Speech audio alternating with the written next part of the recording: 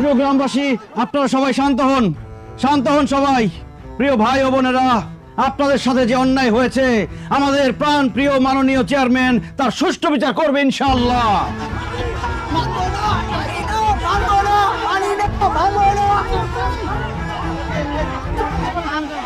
আপনারা শান্ত হন। কালকে রাতে ইউনিয়ন পরিষদ থেকে রিলিফের চাল কে চুরি করছে সেটা আমরা জানতে পারছি। তাই নাকি ম্যাডাম? তাইলে আর দেরি করতেছেন কেন? ওই চোরের বাচ্চা চোরের নাম তাড়াতাড়ি বলেন। এলাকাবাসী বলতেছে আপনি নাকি সেই চাল চুরি করছেন। ওই চোরের কারণে ম্যাডাম আপনার বদনাম হইতেছে। ম্যাডাম একটা বার শুধু নামটা বলেন, ওই চোররে আমি নিজের হাতে শাস্তি দিব। চোর হচ্ছে শান্ত চৌকিদার। কি? চৌকিদারের বাচ্চা চৌকিদার?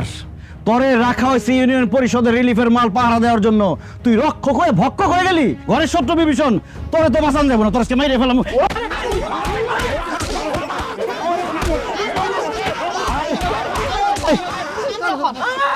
শান্ত হন। শুধু চৌকিদার শান্ত এটার সঙ্গে জড়িত ছিল না, শান্তর সঙ্গে আরেকজন চোর ছিল, সে হইতেছে সবচেয়ে বড় ক্রিমিনাল। কি বলেন ম্যাডাম? মনে হচ্ছে এটা একটা চক্র। আরেকজন কে? শুধু তার নামটা বলেন ম্যাডাম। 2 নম্বর ওয়ার্ডের মেম্বার বশির হাওলাদার।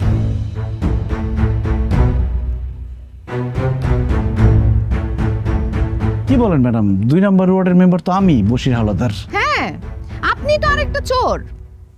কালকে রাতে চৌকিদার শান্তর সঙ্গে আপনি রিলিফের চাল চুরি করছেন। অসম্ভব ম্যাডাম, এটা হইতেই পারে না। চালের কলঙ্ক থাকতে পারে, কিন্তু এই বশির মেম্বারের কোনো কলঙ্ক থাকতে পারে না। আমার মনে হয় আপনার কোথাও ভুল হইতেছে। তাছাড়া এলাকাবাসী সবাই জানে এই বশির মেম্বারের চরিত্র ফুলের মতো পবিত্র। আমি বুঝতে পারছি এইটা বিরোধী দলের একটা ষড়যন্ত্র। ম্যাডাম, আপনি খোঁজ দিলে জানতে পারবেন আমার বাপ দাদার 14 গোষ্ঠী চোর ধরে পিটায়, চুরি করে না। চুপ করেন। আপনি যে রিলিফের চাল চুরি করছেন সেইটার প্রমাণ আমার কাছে আছে। কি বলেন ম্যাডাম? কি প্রমাণ? বশির সাহেব, আমি ক্ষমতায় আসার পর থেকে জানতে পারছি এই ইউনিয়ন পরিষদের রিলিফের চালের গুদাম থেকে সব সময় চাল চুরি হয়। এর জন্য আপনাদের কাউকে না জানায় আমি গুদাম ঘরে একটা সিসিটিভি ক্যামেরা লাগাই দিছিলাম। আর সেই সিসিটিভি ক্যামেরায় স্পষ্ট দেখা গেছে আপনি আর চৌকিদার শান্ত মিলে রিলিফের চাল চুরি করছেন।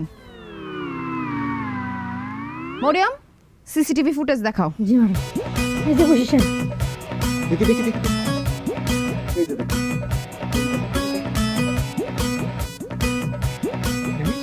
কি বশির সাহেব, আপনার কি আর কিছু বলার আছে? অবশ্যই বলার আছে ম্যাডাম। আমি এখনো বলবো এইটা আমার বিরুদ্ধে বিরোধী দলের একটা ষড়যন্ত্র। আমার মনে হইতেছে কি আমার চেহারার মুখোশ পইরা কালকে রাইট থেকে একজন চুরি করছে আমাকে ফাঁসানোর জন্য। এই চুপ করেন। আমি ভালো মতো জুম করে ভিডিওটা দেখছি, সেইখানে আমি দেখতে পারছি কেউ আপনার মুখোশ পরে নাই, সেটা আপনি। তাছাড়া আপনি রিলিফের চাল চুরি করে সেই চাল মন্টু মিয়ার কাছে বিক্রি করছেন। কি মন্টু মিয়া, আপনার কাছে সে চাল বিক্রি করছে না? জি ম্যাডাম, কালকে রিলিফের চাউল আমি বসির মেম্বারের কাছ থেকে কিনছি। শুধু কালকে না, আরো অনেকবার সে রিলিফের চাউল আমার দোকানে নিয়ে আসে বিক্রি করছে। চোরের মায়ের বড় গলা শুনছি, কিন্তু আজকে নিজের চোখে দেখলাম যেই জনগণ আপনারে ভোট দিয়ে মেম্বার নির্বাচিত করছে তাদের হকের জিনিস আপনি রিলিফের মাল বিক্রি করে দিয়া নিজে টাকা খাইতেছেন। হ্যাঁ, কি আপনার কি একটু লজ্জা করে না? ম্যাডাম, আমার একটা রোগ আছে, ঘুমের মধ্যে হাঁটি, ঘুমের মধ্যে চুরি করি। আমার মনে হয় আমি এটা ঘুমের মধ্যে করে ফেলাইছি ম্যাডাম। আমি নিজে জেনে বুঝে করি নাই ম্যাডাম।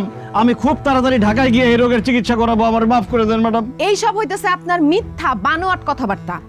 আপনি এই পর্যন্ত যেই পরিমাণ চাল আপনি চুরি করছেন তার দ্বিগুণ টাকা আপনি ইউনিয়ন পরিষদে জমা দিবেন, সেই টাকা দিয়ে আমি জনগণের চাল কিনে দিব। জি ম্যাডাম, আমি সব টাকা দিয়ে দিব। আর এখন এই জনগণের সামনে কান ধরে মাফ চাবেন এবং বলবেন আপনি জীবনে রিলিফের চাল চুরি করবেন না। কি বলতেছেন ম্যাডাম? জনগণের সামনে কান ধরলে আমার মান সম্মান সব নষ্ট হয়ে যাবে। আপনারা যা বলছি তা এক্ষুনি করেন, নাইলে আপনার সদস্যপদ বাতিল করা হবে।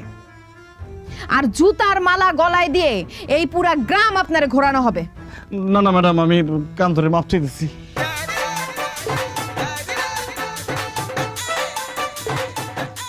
প্রাণ প্রিয় গ্রামবাসী, আমি লোভে পড়ে একটা ভুল করছি। আমি জীবনে আর কোনোদিন রিলিফের চাল চুরি করব না।